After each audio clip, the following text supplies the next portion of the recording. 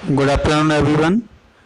आज हम लोग विंडोज़ ऑपरेटिंग सिस्टम में मिले हुए कुछ ऐसे सॉफ्टवेयर्स के बारे में बात करेंगे जो बेसिक हैं, लेकिन उनका यूज़ बहुत अच्छे कामों में किया जाता है, बहुत बड़े बड़े कामों में किया जाता है, जैसे like software developing, web designing या अदर फाइल्स को बनाने में किया जाता है। चलिए आइए जानते हैं ऐसे कौन कौन से सॉफ्टवेयर हैं। तो उनमें सबसे पहले हम जानेंगे नोटपैड के बारे में। एक सॉफ्टवेयर होता है नोटपैड, जो बाय डिफ़ॉल्ट विंडो इंस्टॉल होने के बाद हमारे सिस्टम में इंस्टॉल हो जाता है। इस सॉफ्टवेयर का यूज़ हम कोडिंग के लिए करते हैं और ये highly additive text editing software है। इससे हम टेक्स्ट की एडिटिंग कर सकते हैं, कुछ भी करिएगा, कोई भी इसमें चेंजमेंट अपने आप से वो नहीं करता है। जैसे आपने देखा होगा MS वर्ड पे जब हम लिखते हैं तो वो अपने आप से किसी लेटर को कैपिटल स्मॉल ये सारी चीज़ें हो जाती हैं, या उसमें मीनिंग एरर देता है, या ऑटो कंप्लीट करके या ऑटो करेक्शन के द्वारा वो आपके मीनिंग को सही कर देता है। तो ये सारी चीज़ें इसमें नहीं होंगी, आप जैसा लिखेंगे वैसा ही रहेगा। तो आप इस सॉफ्टवेयर का यूज़ कोडिंग के लिए कर सकते हैं। तो चलिए जानते हैं इसे ओपन कैसे करना होता है और कहाँ ये मिलता है। तो हम इसके लिए दो तरीके बताएंगे आपको ओपन करने के लिए। एक तो शॉर्टकट तरीका होगा और दूसरा होगा डायरेक्ट किस तरीके से बाय स्टेप हम इसे फॉलो करके ओपन कर सकते हैं। तो इसे सबसे पहले जान लेते हैं स्टेप वाइज कैसे इसे ओपन करते हैं। इसे ओपन करने के लिए सबसे पहले हमें जाना होता है स्टार्ट मेन्यू में। मैं कई बार आपको बता चुका हूँ स्टार्ट मेन्यू कहाँ से आता है। जब आप स्टार्ट बटन पर क्लिक करेंगे, ये आप देख सकते हैं ये स्टार्ट बटन है। ये स्टार्ट बटन पे जब हम क्लिक करते हैं तो हमारा ओपन होके आता है स्टार्ट मेन्यू। ठीक है, क्या ओपन होके आता है? स्टार्ट मेन्यू ओपन होके आता है। ये स्टार्ट बटन था हमारा। ठीक है, चलिए अब इसके बाद आपने स्टार्ट मेन्यू ओपन कर लिया। उसके बाद आपको क्या करना है, ये ऑल प्रोग्राम्स पर क्लिक करना है। ये जो ऑप्शन आपको दिख रहा है ऑल प्रोग्राम्स, इस पर आपको क्लिक करना है। जैसे ही आप ऑल प्रोग्राम्स पर क्लिक करेंगे वैसे ही आपको प्रोग्राम्स की लिस्ट दिखाई देगी। इसमें एक फोल्डर दिखाई दे रहा है आपको एक्सेसरीज नाम का, एक फोल्डर आता है एक्सेसरीज नाम से।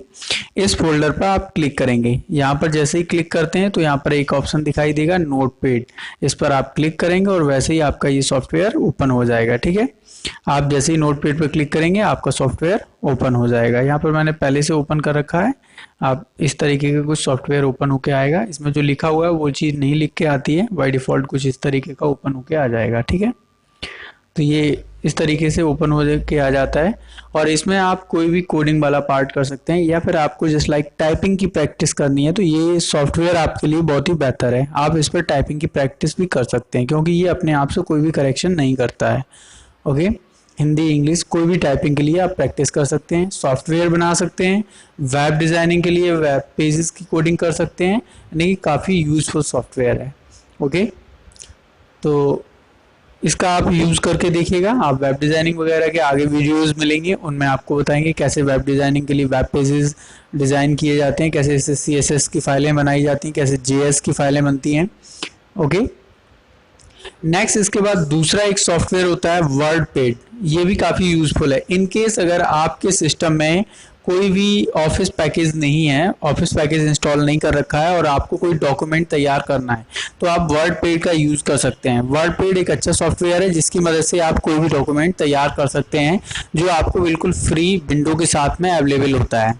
और अगर आप कोई सॉफ्टवेयर लेते हैं, जैसे लाइक आप कोई भी ऑपरेटिंग सिस्टम के बाद अगर आप कोई भी ऑफिस पैकेज इंस्टॉल करवाते हैं तो उसका लाइसेंस प्राइसिंग होता है, लाइसेंस का प्राइस आपसे लगता है, आप उसे पे करना पड़ेगा। तो बेहतर रहेगा अगर आप नहीं चाहते हैं पे करना, या आपको अन्य सॉफ्टवेयर्स की ज़रूरत नहीं है जो पैकेज के साथ में आते हैं, केवल डॉक्यूमेंट वगैरह तैयार करने हैं, तो आप इजीली इसकी मदद से कर सकते हैं।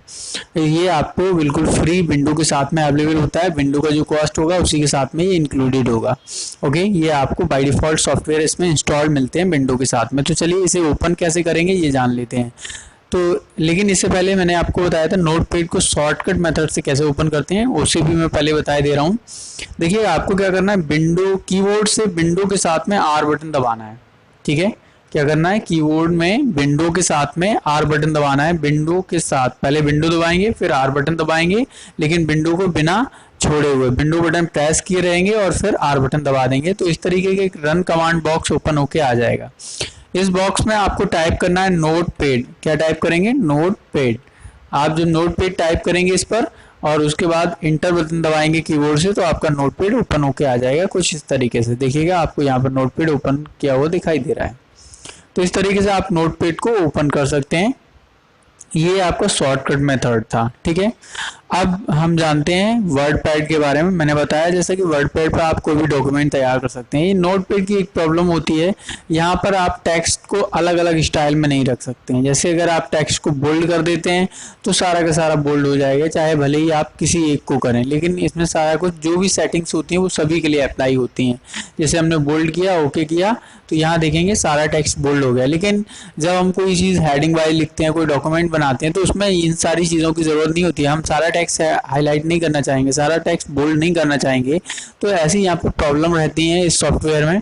लेकिन ये सॉफ्टवेयर बेसिकली प्रोग्रामिंग के लिए यूज़ होता है, सॉफ्टवेयर्स को डिज़ाइन करने के लिए यूज़ किया जाता है, वेब पेजेस को डिज़ाइन करने के लिए यूज़ किया जाता है। तो इसलिए यहाँ पर बोल्ड, इटैलिक, अंडरलाइन के या जैसे ऑप्शंस की यहाँ पर कोई गुंजाइश नहीं होती, कोई ज़रूरत नहीं होती है। तो ये तो यहाँ के लिए नेसेसरी नहीं है। तो एक सॉफ्टवेयर यहाँ पर दिया गया है वर्डपैड के नाम से, उस पर आप इजीली अपना कोई भी वेब पेज भी तैयार कर सकते हैं या फिर कोई भी आप अपना डॉक्यूमेंट तैयार कर सकते हैं। वो भी आपका रिच टेक्स्ट या डीओसी की फाइल्स को तैयार करता है। तो चलिए जान लेते हैं कैसे उसे ओपन करते हैं। तो वर्डपैड के लिए भी सेम प्रोसीजर आपको फॉलो करना है जैसे आपने नोटपैड के लिए किया था। स्टार्ट मेन्यू में आना है, ऑल प्रोग्राम्स पर क्लिक करना है, उसके बाद आप जाएंगे एक्सेसरीज में, और एक्सेसरीज में आप देखेंगे एक वर्डपैड नाम का सॉफ्टवेयर होगा। देखिएगा यहाँ पर वर्डपैड लिखा हुआ है, इस पर जैसे ही आप क्लिक करेंगे आपका वर्डपैड ओपन हो जाएगा। ये कुछ हद तक MS वर्ड से मिलता जुलता दिखाई देता है, आप देख सकते हैं ये काफ़ी हद तक MS वर्ड से मिलता जुलता सॉफ्टवेयर दिखाई दे रहा है। यहाँ पर ऊपर रूलर बार दिखाया गया है और एक टैब भी है होम, और दूसरा है व्यू। दो टैब दिए गए हैं, इधर मेन्यू दिया गया है जो आपका फाइल मेन्यू के तरीके से काम करता है, और यहाँ पर new, open, save as, print, page setup जैसे कई सारे ऑप्शंस भी दिखाए गए हैं। तो इनकी मदद से आप अपने कोई भी बेसिक डॉक्यूमेंट तैयार कर सकते हैं, उसमें पिक्चर ऐड कर सकते हैं। इन सारी चीज़ों के लिए आपको यहाँ पर ऑप्शंस होते हैं। आप पॉइंट वाइज लिख सकते हैं, यहाँ पर आप देख सकते हैं, ये देखिएगा ये आपको बुलेट्स का ऑप्शन दिया गया है। आप बुलेटेड कोई भी टेक्स्ट लिख सकते हैं इस तरीके से, ठीक है। और उसका फॉन्ट साइज बड़ा कर सकते हैं, जितना भी टेक्स्ट आपने सेलेक्ट कर रखा है, ज़रूरी नहीं है पूरे का हो। आप देख सकते हैं यहाँ पर C काफ़ी स्मॉल आ रहा है। आप और भी कई सारी स्टाइल्स के साथ लिख सकते हैं। आप टेक्स्ट को हाईलाइट कर सकते हैं, अलग अलग टेक्स्ट का अलग अलग कलर कर सकते हैं। तो ये सारी फैसिलिटीज़ यहाँ पर आपको अवेलेबल हो जाती हैं, लेकिन वो नोटपैड पर नहीं होती हैं। तो ये चीज़ का आपको ध्यान रखना है। तो अगर आपको कोई भी डॉक्यूमेंट तैयार करना है तो आप वर्डपैड का यूज़ कर सकते हैं बहुत ही ईजीली, और उसके लिए आपको किसी अन्य सॉफ्टवेयर को इंस्टॉल करने की ज़रूरत नहीं है। आप केवल आपका विंडोज़ ऑपरेटिंग सिस्टम होना चाहिए। उसके बाद आप स्टार्ट मेन्यू में जाएंगे, ऑल प्रोग्राम्स, देन एक्सेसरीज, और एक्सेसरीज में जाके आप वर्डपैड को ओपन कर लेंगे। एक और तरीका होता है वर्डपैड को ओपन करने का, वो आपको क्या करना है, विंडो के साथ R बटन दबाना है रन कमांड बॉक्स ओपन करने के लिए। विंडो बटन होता है कीबोर्ड में, उसके साथ में आपको क्या करना है, R बटन प्रेस करना है। जैसे ही आप R बटन प्रेस करेंगे तो एक रन कमांड बॉक्स ओपन होके आ जाएगा। जस्ट मैं आपको दिखाता हूँ किस तरीके से ओपन होके आता है। विंडो के साथ में R बटन दबाया तो ये आपका रन कमांड बॉक्स ओपन होके आ गया। इसमें आपको सिंपल टाइप करना है वर्डपैड, वर्डपैड टाइप करके इंटर दबाएंगे, आपका वर्डपैड ओपन होके आ जाएगा। तो ये आपको एक बिल्कुल फ्री ऑफ कॉस्ट सॉफ्टवेयर मिलता है, जिसकी मदद से आप अपने सिस्टम में कोई भी डॉक्यूमेंट तैयार कर सकते हैं। बेसिक टाइप के डॉक्यूमेंट्स आपके तैयार हो जाते हैं। जो भी बेसिक रिक्वायरमेंट होती है एक डॉक्यूमेंट की, वो इसमें अवेलेबल है। आप आसानी से कोई भी डॉक्यूमेंट तैयार कर सकते हैं, उसे प्रिंट कर सकते हैं। ओके, इसके बाद हम लोग एक और चीज़ जानेंगे, वो है कि हम किसी फाइल या फोल्डर जो हमने बना रखी है, अगर वो हमारी सीक्रेट फाइल या फोल्डर है तो हम उसे हाइड कैसे करेंगे।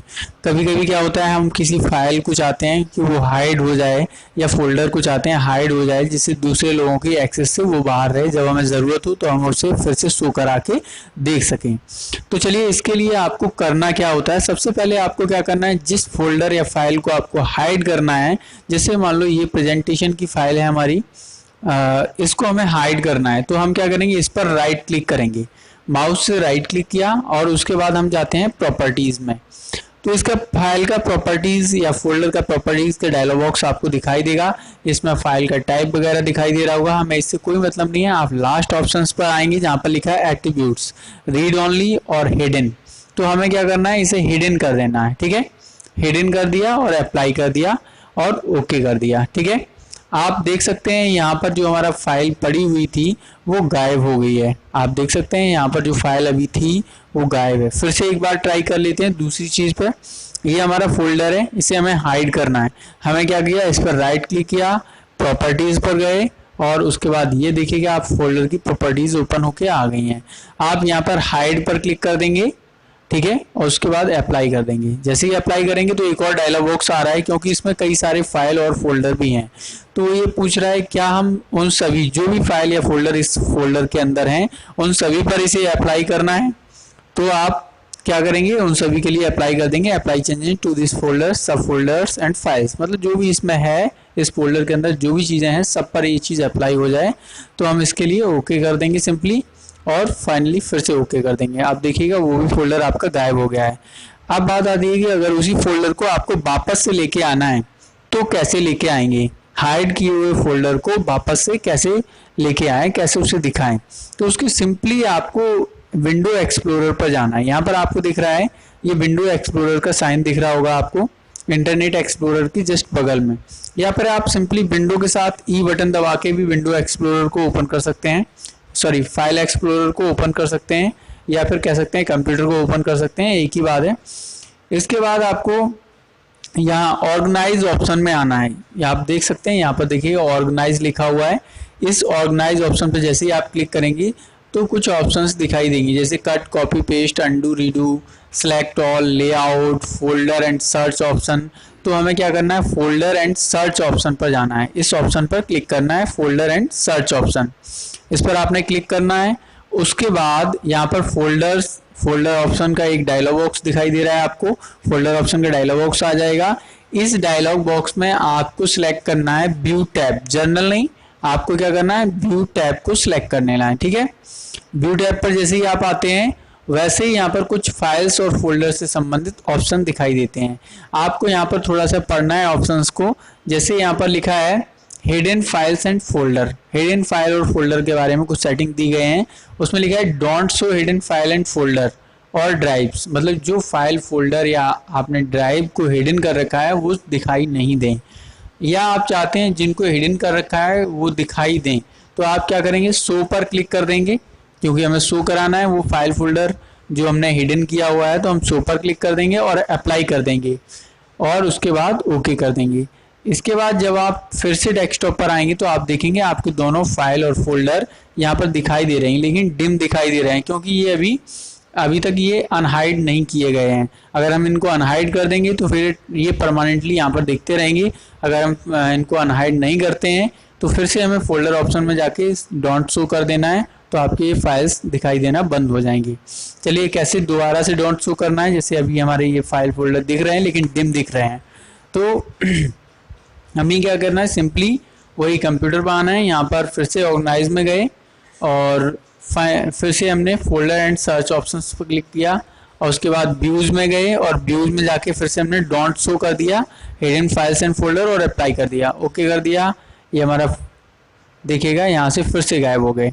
तो इस तरीके से अगर आपको वो ऑप्शंस, वो फाइल या फोल्डर परमानेंटली चाहिए फिर से, तो आप एक बार इनको शो कराएंगे और उसके बाद उनको अनहाइड कर देंगे। ठीक है, तो चलिए देखते हैं फिर से कैसे परमानेंटली शो कराना है आपको। फिर से आप अपने फोल्डर एक्सप्लोरर में आ जाएंगे, फाइल एक्सप्लोरर में, और उसके बाद ऑर्गेनाइज पर जाएंगे। उसके बाद आप फोल्डर एंड सर्च ऑप्शन पर क्लिक करेंगे, फिर व्यूज में आएंगे और व्यूज के बाद आप show hidden files and folder पर, फाइल्स फोल्डर एंड ड्राइव पर क्लिक कर देंगे, अप्लाई कर देंगे, ओके कर देंगे। ठीक है, देन इसे क्लोज कर देते हैं। अब देखिए ये आ रहे हैं, लेकिन अभी ये परमानेंटली नहीं है। इनको परमानेंटली जैसे बाकी के ऑप्शन दिख रहे हैं वैसे ही दिखाना है। तो आपको क्या करना है, फिर से इस पर राइट क्लिक करना है। जिस फाइल या फोल्डर को आपको फिर से अनहाइड करना है तो उस पर राइट क्लिक करिएगा, प्रॉपर्टीज में आइएगा और यहाँ से फिर से हिडन को हटा दीजिएगा। हिडन पर फिर से क्लिक करेंगे तो ये चेक साइन हट जाएगा, अप्लाई कर दीजिएगा। और ये फिर से पूछ रहा है वही ऑप्शन कि सभी पर अप्लाई करना है, बिल्कुल अप्लाई करना है और ओके कर दिया। देखिएगा ये आपका फोल्डर फिर से उसी तरीके का दिखने लगा है जिस तरीके से पहले दिख रहा था।